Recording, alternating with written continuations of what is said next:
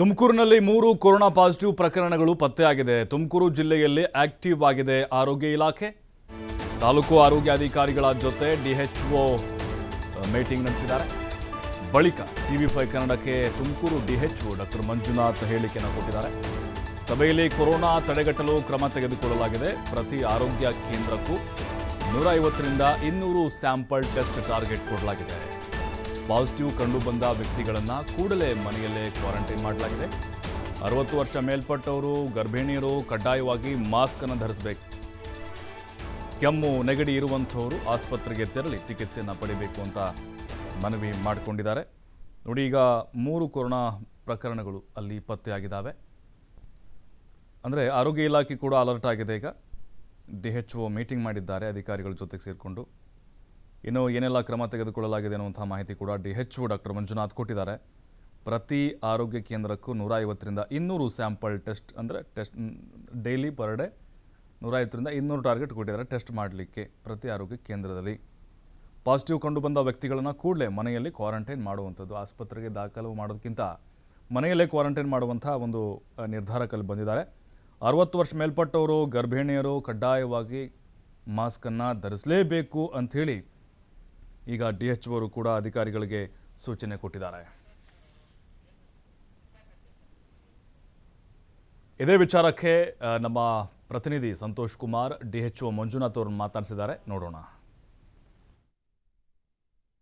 ರಾಜ್ಯದಲ್ಲಿ ಕರೋನಾ ಆತಂಕ ಮತ್ತೆ ಹೆಚ್ಚಾಗ್ತಾ ಇರ್ತಕ್ಕಂಥದ್ದು. ಈಗಾಗಲೇ ಕೂಡ ಕರೋನಾ ಪ್ರಕರಣಗಳು ಕೂಡ ದಿನಕ್ಕೆ ಏರಿಕೆ ಆಗ್ತಾ ಇರ್ತಕ್ಕಂಥದ್ದು. ಅದರಂತೆ ಕೂಡ ತುಮಕೂರಿನಲ್ಲೂ ಕೂಡ 3 ಪ್ರಕರಣಗಳು ಈಗಾಗಲೇ ಕೂಡ ದಾಖಲಾಗಿರ್ತಕ್ಕಂಥದ್ದು. ಈ ಕುರಿತು ಮಾತನಾಡೋದಕ್ಕೆ ತುಮಕೂರು ಡಿಎಚ್ಒ ಆಗಿರ್ತಕ್ಕಂಥ ಡಾಕ್ಟರ್ ಮಂಜುನಾಥ್ ಕೂಡ ಇದ್ದಾರೆ. ಅವ್ರನ್ನ ಮಾತಾಡ್ಸ ಹೋಗ್ತೀನಿ. ಸರ್, ಮೊದಲನೇದಾಗಿ ನಮಸ್ತೆ. ಯಾವ ರೀತಿ ಸಿದ್ಧತೆ ಮಾಡ್ಕೊಂಡಿದ್ದಾರೆ? ನಮ್ಮ ಜಿಲ್ಲೆಯಲ್ಲಿ ಈಗ ಪ್ರಕರಣಗಳು ಎಷ್ಟು ಆಗಿದೆ? ಈಗ 3 ಪ್ರಕರಣಗಳು ಮಾತ್ರ ಕಂಡು ಬಂದಿದೆ ನಿನ್ನೆವರೆಗೆ. ಈಗ ಟೆಸ್ಟ್ಗಳನ್ನು ನಾವು ಪ್ರತಿ ಸಾರ್ವಜನಿಕ ಆಸ್ಪತ್ರೆಗಳಿಗೂ 15 ಟಾರ್ಗೆಟ್ನಂತೆ ಈಗ 150 ಟಾರ್ಗೆಟ್ ಕೊಟ್ಟಿದ್ದಾರೆ. 150 ಸ್ಯಾಂಪಲ್ ಟೆಸ್ಟನ್ನು ಮಾಡಲಾಗ್ತಾ ಇದೆ. ಪ್ರತಿ ತಾಲೂಕಿನಲ್ಲೂ ಕೂಡ 15 ಕೇಸ್ನಂತೆ ಈಗ 150 ಕೇಸುಗಳು ಮಿನಿಮಮ್ ಮಾಡಬೇಕು ಅನ್ನೋದು ನಾವು ಹೇಳಿದ್ದೀವಿ. 200 ಟೆಸ್ಟ್ಗಳವರೆಗೂ ಕೂಡ ಮಾಡಲಿಕ್ಕೆ ನಾವೀಗ ಆಲ್ರೆಡಿ ಆದೇಶ ಕೊಟ್ಟಿದ್ದೀವಿ. ಸೊ ಅದರಲ್ಲಿ ಕುಣಿಗಲ್ ಕೇಸು ಆಪ್ರೇಷನ್ಗೆ ಅಂತ ಹೋದಾಗ ಒಂದು ಕೋವಿಡ್ ಟೆಸ್ಟ್ ಮಾಡಿಸಿದಾಗ ಪಾಸಿಟಿವ್ ಬಂದಿರುತ್ತೆ. ಅವರಲ್ಲಿ ಯಾವುದೇ ರೀತಿಯ ಸಿಂಪ್ಟಮ್ಸೂ ಇಲ್ಲ. ಇನ್ನು 2 ಕೂಡ ಕೆಮ್ಮು ನೆಗಡೆ ಅಂತ ಹೋದಾಗ ಟೆಸ್ಟಿಗೆ ಒಳಪಡಿಸಿರೋದು. ಅವರೆಲ್ಲರೂ ಕೂಡ ಪುರುಷರಾಗಿದ್ದಾರೆ. ಈಗ ಅವ್ರ ಸಂಪರ್ಕದಲ್ಲಿದ್ದಂಥವ್ರಿಗೆ ಯಾರಿಗೂ ಕೂಡ ಸಿಂಪ್ಟಮ್ಸ್ ಇಲ್ಲ. ಅವ್ರ ಮನೆಗಳಿಗೂ ಕೂಡ ಭೇಟಿ ನೀಡಿ ಅವ್ರನ್ನ ಕಾಂಟ್ಯಾಕ್ಟ್ ಟ್ರೇಸಿಂಗ್ ಮಾಡಿದಾಗ ಯಾವುದೇ ರೀತಿಯ ಸಿಂಪ್ಟಮ್ಸ್ ಅವ್ರ ಮನೆಗಳಲ್ಲಿ ಕಂಡು ಬಂದಿಲ್ಲ. ಹಾಗಾಗಿ ಅವ್ರನ್ನ ಆದಷ್ಟು ಐಸೋಲೇಷನ್ ಮನೆಯಲ್ಲೇ ಮಾಡ್ಕೊಳ್ಳಿ ಅಂತ ಹೇಳಿಬಿಟ್ಟು ಹೇಳಿದ್ದೀವಿ. ಅದನ್ನು ಟ್ರ್ಯಾಕಿಂಗ್ ಕೂಡ ಮಾಡ್ತಾಯಿದ್ದೀವಿ. ಸರ್, ಈಗ ತಪಾಸಣೆ ಮಾಡಿರೋದ್ರಲ್ಲಿ 3 ಪಾಸಿಟಿವ್ ಬಂದು ಅವು JN ತಳಿ ಅದೇನು ಜಿನೋಮಿಕ್ ಸೀಕ್ವೆನ್ಸಿಂಗ್ ಈಗ ಅವಕ್ಕೆ ಕಳಿಸಲ್ಲ. ಜಿನೋಮಿಕ್ ಸೀಕ್ವೆನ್ಸಿಂಗ್ ಅಂತಂದರೆ depending on the severity of the cases. ಕೆಲವೊಂದು ಸಾರಿ ಕೇಸುಗಳಲ್ಲಿ ಅಡ್ಮಿಟ್ ಆಗಿರೋಂಥ ಕೇಸುಗಳಲ್ಲಿ ನಾವು ನೋಡಿಬಿಟ್ಟು ಈ ಕೇಸನ್ನು ನಾವು ಜಿನೋಮಿಕ್ ಸೀಕ್ವೆನ್ಸಿಗೆ ಕಳಿಸಬೇಕು ಅನ್ನೋದು ಇರುತ್ತೆ ನಮಗೆ. ಅಂಥ ಕೇಸುಗಳನ್ನು ಮಾತ್ರ ಜಿನೋಮಿಕ್ ಸೀಕ್ವೆನ್ಸಿಗೆ ಕಳಿಸ್ತೀವಿ. ಆವಾಗ ಅದು ಅಲ್ಲಿ ದೃಢಪಡಬೇಕು JN1 ಅನ್ನಲಿಕ್ಕೆ. ಹಾಗಾಗಿ ಈಗ ಸಡನ್ನಾಗಿ ನಾವು ಅದು JN1 ಬಂದಿರೋದು ಅಂತ ಹೇಳೋಕ್ಕಾಗಲ್ಲ. ಜಿಲ್ಲೆಯಲ್ಲಿ ಎಷ್ಟು ರ್ಯಾಟ್ ಮತ್ತು ರ್ಯಾಪಿಡ್ ಟೆಸ್ಟ್ ಪ್ರತಿನಿತ್ಯ ನಡೀತಾ ಇದೆ? ಅದೇ ಈಗ 150 ಮಿನಿಮಮ್ ಮಾಡಬೇಕು ಅಂತ ಆದೇಶ ಇದೆ. ಈಗ ನಮ್ಮದು ಟಾರ್ಗೆಟ್ ಇನ್ನೂ ಕೂಡ ಇವತ್ತು 96 ಆಗಿದೆ. ಇನ್ನೂ ಕೂಡ ನೈಟೆಲ್ಲ ಮಾಡ್ತಾ ಇರ್ತಾರೆ, ಕಂಟಿನ್ಯೂಸ್ ಆಗಿ ಟೆಸ್ಟಿಂಗ್ ನಡೀತಾ ಇರುತ್ತೆ. ಸೊ ನಾಳೆಯಿಂದ ಮೋರ್ ದೆನ್ 150 ಟೆಸ್ಟಿಂಗ್ ಆಗುತ್ತೆ. ಎಲ್ಲ ರೀತಿಯಾದಂಥ ಸಿದ್ಧತೆಯನ್ನು ಜಿಲ್ಲಾ ಆರೋಗ್ಯ ಇಲಾಖೆ ಮಾಡ್ಕೊಂಡಿದೆ. ಈಗ ನಮ್ಮಲ್ಲಿ oxygen beds, oxygen PSA plants ಏನಿದೆ, ಅಂದರೆ ಆಕ್ಸಿಜನ್ ಪ್ಲ್ಯಾಂಟ್ಸ್ ಏನಿದೆ, ಅದು ಕೆಲವೊಂದು ಸಣ್ಣ ಪುಟ್ಟ ರಿಪೇರಿಗಳನ್ನು ಈಗ ಮಾಡ್ಕೊಳ್ಳಿಕ್ಕೆ ಆದೇಶನೂ ಕೊಟ್ಟಿದ್ದೀವಿ. ಆಡಳಿತ ವೈದ್ಯಾಧಿಕಾರಿಗಳು ಅದನ್ನು ಮಾಡ್ಕೊಂಡು ರೆಡಿ ಇಟ್ಕೊಂಡಿದ್ದಾರೆ. ಮತ್ತು ಸಿಲಿಂಡರ್ಸು, ಆಕ್ಸಿಜನ್ ಸಿಲಿಂಡರ್ಸು, ಎವ್ರಿಥಿಂಗ್ ನಮ್ಮ ಆಸ್ಪತ್ರೆಗಳಲ್ಲಿ ರೆಡಿ ಇದೆ.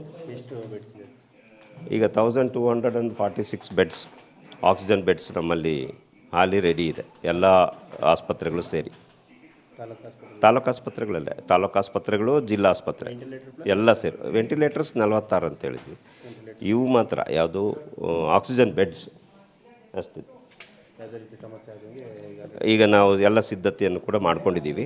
ಈಗ ಆಕ್ಸಿಜನ್ ಪ್ಲ್ಯಾಂಟ್ಸು ಕೆಲವೊಂದು ಲೈಕ್ ಒಂದೇ ಒಂದು ಕುಣಿಗಲ್ಲಲ್ಲಿ ಒಂದು ಸ್ವಲ್ಪ ಸಮಸ್ಯೆ ಇದೆ. ಅದನ್ನು ಆದಷ್ಟು ಬೇಗನೆ ಸರಿಪಡಿಸ್ಬಿಟ್ಟು ಅದನ್ನು ಕೂಡ ವರ್ಕ್ ಮಾಡಲಿಕ್ಕೆ ಆಗತ್ತೆ. ಪ್ರಕರಣಗಳು ಹೆಚ್ಚಾಗ್ತಿರೋದಕ್ಕೆ ಪ್ರಮುಖ ಕಾರಣ ಪ್ರಕರಣಗಳು ಹೆಚ್ಚಾಗಲಿಕ್ಕೆ ಈಗ ವೈರಲ್ ಇನ್ಫೆಕ್ಷನ್ಸ್, ಈಗ ಕ್ಲೈಮೇಟ್ ಇರೋದ್ರಿಂದ ವೈರಲ್ ಇನ್ಫೆಕ್ಷನ್, ಇದು ವೈರಸ್ಸು ಫಾಸ್ಟ್ ಸ್ಪ್ರೆಡ್ಡಿಂಗ್ ಅಂತ ಹೇಳ್ತಾರೆ. ಈಗ ಏನು ಇದು ಕೋವಿಡ್ 5ನೇ ಅಲೆ ಬಂದಿದೆ ಈಗ ಸ್ಟಾರ್ಟ್ ಆಗಿದೆ. ಇದು ವೈರಸ್ ಬಂದುಬಿಟ್ಟು ಸ್ವಲ್ಪ ಫಾಸ್ಟ್ ಸ್ಪ್ರೆಡ್ಡಿಂಗ್ ಅಂತ ಹೇಳ್ತಾರೆ.